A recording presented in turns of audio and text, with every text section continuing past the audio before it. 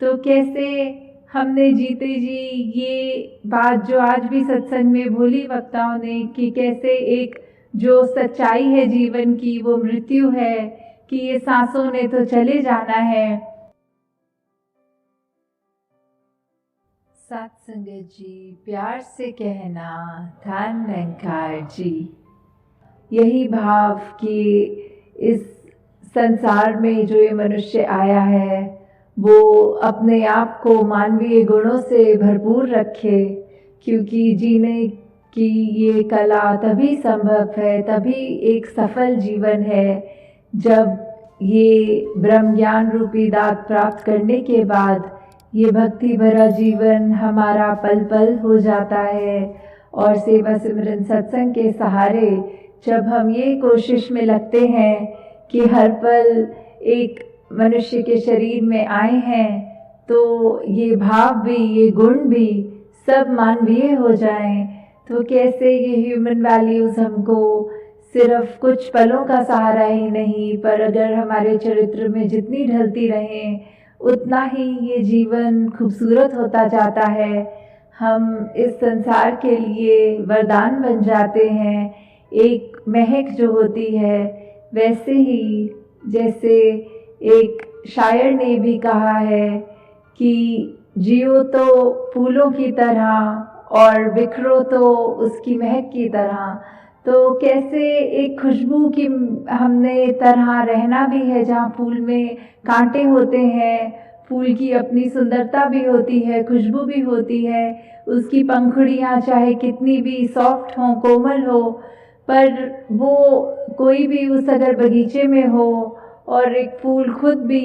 सिर्फ ये नहीं कहता कि मेरे कांटे हैं तो मैं अच्छा नहीं हूँ, या फिर वो माली जिसने वो फूल उगाए हैं वो उस फूल से थोड़ा कम प्यार करता है जिसमें ज़्यादा कांटे होते हैं, नहीं। तो जब हम एक फूल में कांटे और उसकी कोमल पंखुड़ियाँ भी देख रहे हैं, तो उस तरह एक जीवन है हमारा भी जो होना चाहिए कि किस तरह हर एक के ये अगर कोई चुभन देने वाली बात है, कोई कांटों की तरह है, तो भी वो एक्सेप्टेंस वाली बात कि हर एक को अपनाना है। सबका आकार अलग होता है, सबके काम अलग होते हैं, फिर भी वो एक हर एक के साथ सहयोग करते हुए, हर एक के साथ वो कंधे से कंधे वाली बात, वो एकत्व वाली बात, ये यूनिटी इन डाइवर्सिटी, ये हर एक का वननेस वाला भाव, तो कैसे हमने संसार में जहाँ इस तरह रहना है कि हर कोई अपना है और हर एक में अपना येपन जो देख सकते हैं वो एक परमात्मा को जानने के बाद ही वो संभव है, वरना तो कोई ना कोई फ़र्क हमें ज़रूर ऐसा दिख जाएगा जो हमको उसके जैसा नहीं मानने को दिल राज़ी होगा। पर जब ये एक की पहचान हो जाती है कि एक परमात्मा ये कण कण में है, ये वो ऐसा है जो हर एक में बराबर है, हर एक के अंदर उतना ही है जितना हम में है, तो फिर ये जीवन बहुत ही सुंदर, बहुत ही आसान भी हो जाता है। चाहे वो दीपक का एग्जाम्पल लें कि वो आकार दीपक का अलग अलग हो सकता है, पर वो जो उसके अंदर लौ होती है, ये रोशनी होती है, ये एक आग जब उसके अंदर लगाते हैं तो वो कॉमन आग होती है, उस आग में फ़र्क नहीं होता, चाहे कोई लाल रंग का दीपक हो, चाहे हरा हो, चाहे कैसे भी पेंट किया हो, तो उसका दीपक का काम भी रोशनी फैलाना है और उस दीप में जो ये आग है वो भी एक है, तो वो परमात्मा ही हर एक में है, चाहे हम कितने भी भिन्न दिखते हों, किसी भी कल्चर के हों, कहीं रहते हों, तो हमें जहाँ ये भाव रखने हैं संसार एक हमारा है, हम इस संसार के हैं, ये सेवा भाव भी मन में रहे कि जितना हम संसार को दे सकें उतना हमने एक अपनी अच्छाई अब समर्पित भाव से देते चले रहना है। जितना इस निरंकार के एहसास में सुमिरन कर पाएँ अधिक से अधिक वो भी करना है और ये संतमति वाले जो सत्संग में जो भी एक एक शब्द हमें सुनने को मिलता है, ये बहुत ही परोपकारी वचन होते हैं जो हमारा सुधार करने के लिए हैं। हम जितना उन वचनों पे चल पाएं उतने ही ज़्यादा हम एक अपने दिल को और अच्छा कर पाते हैं। ये हृदय, ये मन, इसकी अवस्था हमारी और एक श्रृंगार ले लेती है जब ये अच्छे गुणों को अपना लेता है। तो कैसे हमने जीते जी ये बात जो आज भी सत्संग में बोली वक्ताओं ने कि कैसे एक जो सच्चाई है जीवन की वो मृत्यु है, कि ये सांसों ने तो चले जाना है। तो जीते जी जो इसका हम एक इसमें से फुल पोटेंशियल की बात की, सबसे ज़्यादा हम अपनी ज़िंदगी को जीते हुए जो इसका पूरा भरपूर एक सदुपयोग करें, तो वो भी तभी संभव है जब इसके सांसों की लड़ी चल रही हो। क्योंकि जब इसने ख़त्म हो जाना है तो कोई कार्य ऐसा नहीं जो हम कर पाएंगे। जो भी कार्य करने हैं वो जीते जी ही करने हैं। और इसमें प्रथम वही बात कि अपनी पहचान कर लो। इस परमात्मा को जब देख लेंगे, इसको जाना जा सकता है, उसको जान लेंगे, तो उसके बाद हमें अपनी भी पहचान ये समझ आ जाएगी कि हम क्या हैं, इस संसार में क्या लक्ष्य लेके आए हैं और सांसें ख़त्म होने के बाद कहाँ जाना है। फिर वही बात जो किसी भी रिलीजियस स्क्रिप्चर में देखें,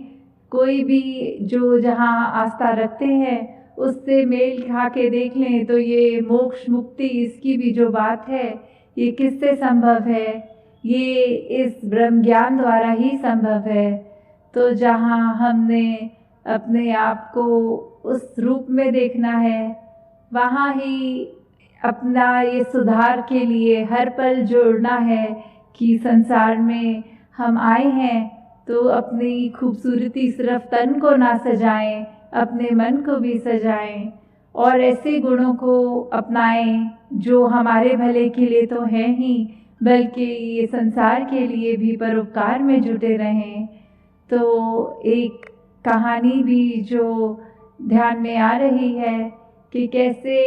हमें एक दूसरे पे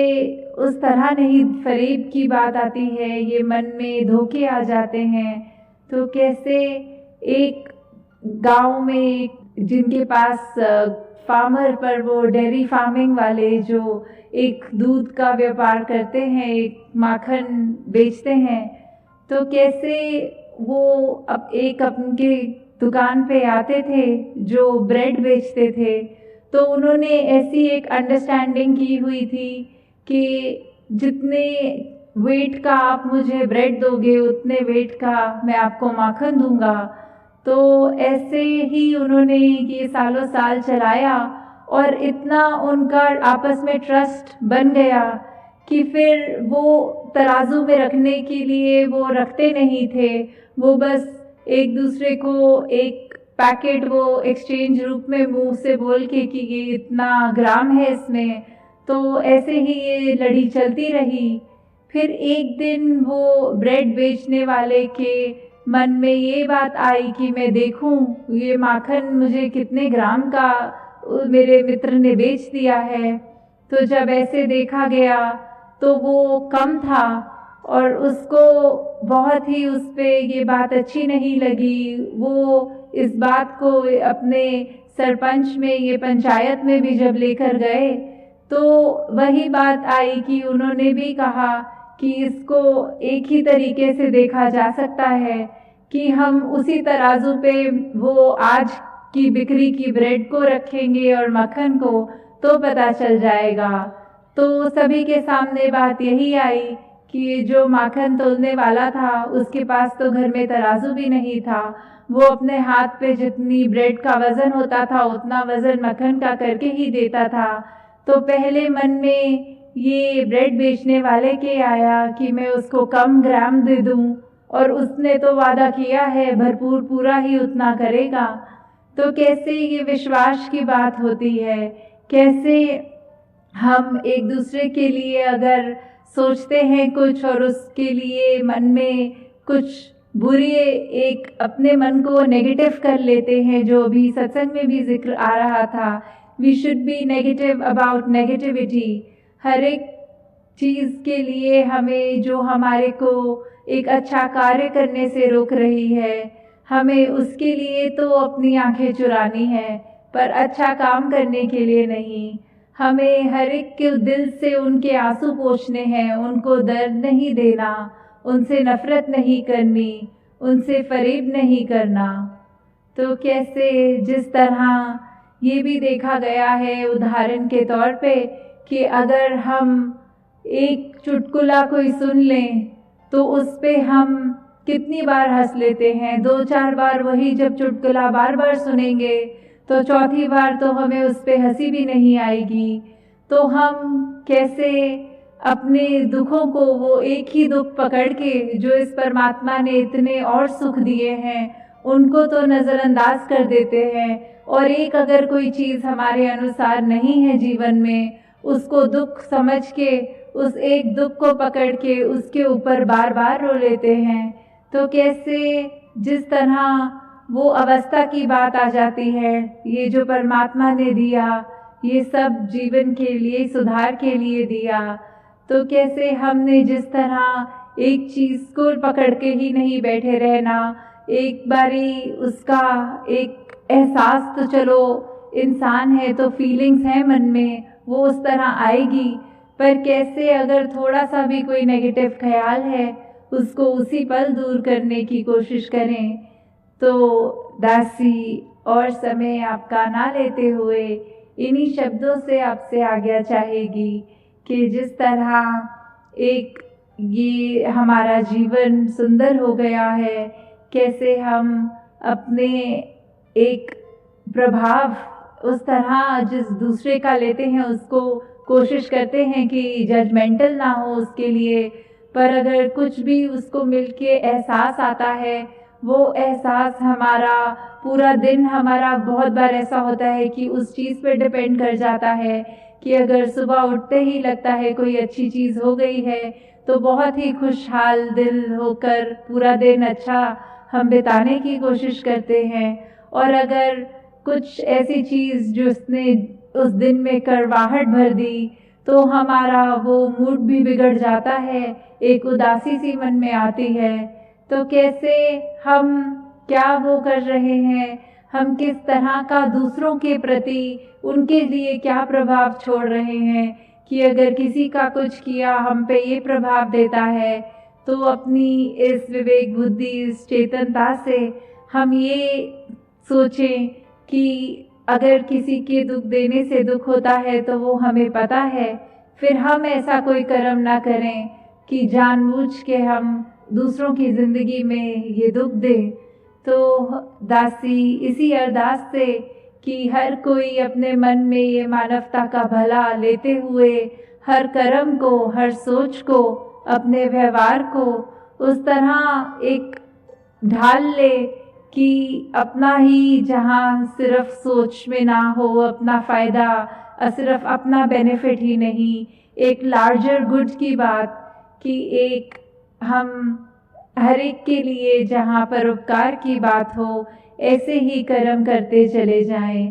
तो दातार सभी पे कृपा करे कि एक भक्ति भरा जीवन सब बिताएं और अधिक से अधिक ये मानवीय गुणों को अपनाकर अपने जीवन को एक सही रास्ते पे, एक उस मार्ग पे डालें जो संतों ने हमेशा से कहा है, समझाया है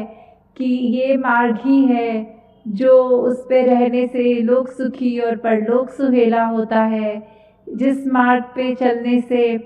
सिर्फ हम अपना ही मुख उजला नहीं करते, औरों का भी हो जाता है। जिस मार्ग पे रहने से हम हर एक के जीवन में आराम दे सकते हैं, खुशी दे सकते हैं, अपने जीवन में उसी मार्ग को अपनाएं। साथ संगत जी, प्यार से कहना, धार निरंकार जी।